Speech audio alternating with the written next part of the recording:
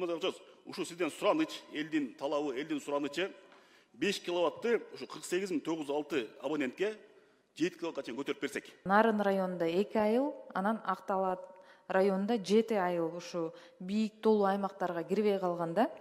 Алмазбек Акунжанович, өзүңүз билесиз, 2025 жылдын октябрь айынан 2026 жылдын март айына чейин кургакчылык болгондо байланыштуу өткөн жылыбыз суу сактагычта суу аз болгонго байланыштуу электр энергиясында чектөө киргизилген 3 киловаттка чейин бүткүл Кыргызстанга. Алмаз Акунжанович, өзүңүз билесиз, нарын жергеси тоолуу келет, өтө суук келет. Айрыкча быйыл өтө суук, аябай суук келди. Бул Кудайдын буйругу. Кудайдын айтканы, элдин талабы менен, элдин кайрылуусу менен 3 киловаттан 5 киловаттка чейин көтөрүлдү, көтөрүп бериңиздер. Буга терең ыраазычылык. Алмаз Акунжанович, карасаңыз, Кыргызстан жергесине күнүмдүк колдонулган электр энергия 66 миллион 233 миң киловатт саат.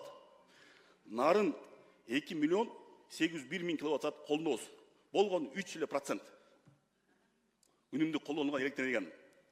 Эми карасаңыз, 61.200 абонент бар. Электр энергия менен колдонулган. Анын 3 фаза колдонгондору 8 киловаттка калган, 8 киловаттка чейин көтөрүлгөн.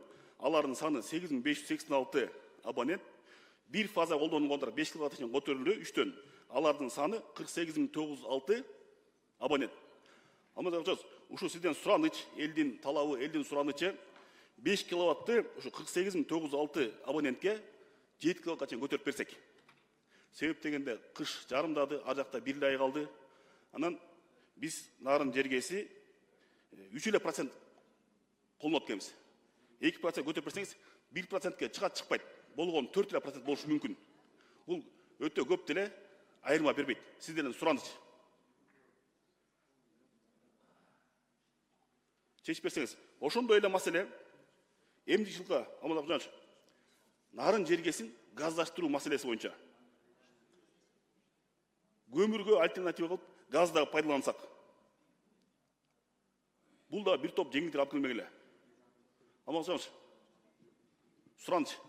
Жеткирип берсеңиз, көп деле айырма бербейт. Болгон 1% айырма бериш мүмкүн. 3%тен 4% көтөрүш мүмкүн. Кыргызстан 66 миллион 233 миң киловатт саат күнүмдүк колдонот, нарын жергеси 2 миллион 801 миң киловатт саат колдонот. Карасаңыз 3%. 48906 абонентти 2 киловатт кошуп берсек, 1% чыкса чыгат, чыкпаса чыкпайт. Алмаз Акунжанович, жакшылап барып койсоңуз, чоң рахмат. Рахмат, кийинки сөз Талабек кызы Жылдыз. Рахмат, саламатсыздарбы, урматтуу депутаттар, урматтуу Алмазбек Акунжанович, мен дагы бүгүн сиздин көңүлүңүздү нарын жергесине бургум келип атат. Өзүңүз билгендей, нарын Актала Атбашыда жалпысынан 77 айыл бар. Ошо 77 айылдын ичинен Нарын районунда 2 айыл, анан Актала районунда 7 айыл ушу бийик толуу аймактарга кирбей калганда. Себеби дегенге мыйзамга ылайык 1800 метрден бийиктиктен аз болгон үчүн коэффициенти. Ошондуктан ошол категорияга кирбей калган. Бирок мен сизден суранат элем, негизи жашоо шарттары баарынкы эле окшош, бирдей. Кээ бир айылдардын ортосу өтө эле жакында, коңшу айылы кирип калган, жакындагы айылдар кирбей калган.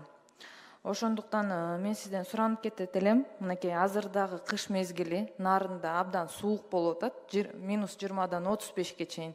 Бирок нарын жергеси толугу менен эле баардыгы эле кыш мезгилди бирдей көрүп атпайбы.